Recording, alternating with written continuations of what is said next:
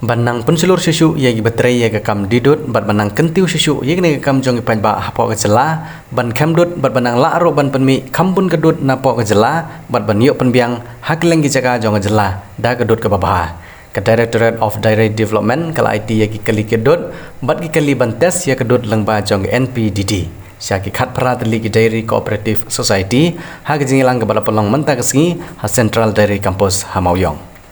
Kum kedak jong jing IT ban perlai paiba ya kini kali uba AL Hack ubadi menteri jong sarkar jela wari pej ya ketenat Animal Husbandry and Veterinary ul IT ya ushabi syaki tigi khat parat ligi Dairy Cooperative Society bat kum juru dak bakawe ya kalama kum kedak jong jing peniat ya kali kedut. Hagini kesengi le don langru Dr. Manjunatha ubadi Secretary jong AH and Veterinary Department uba LS Syangpliang ubadi Director jong Dairy Development bat kiwe-kiwe.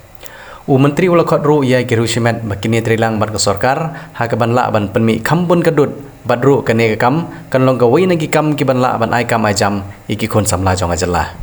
already the 6th September 2023 I take this honor and privilege to flag out this vehicle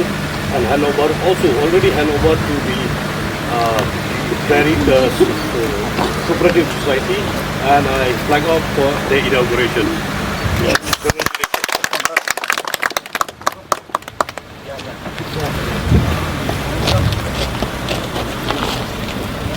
Given to all the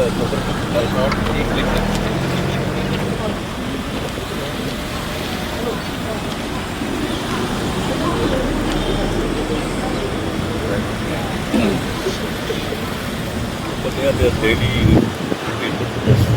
supply.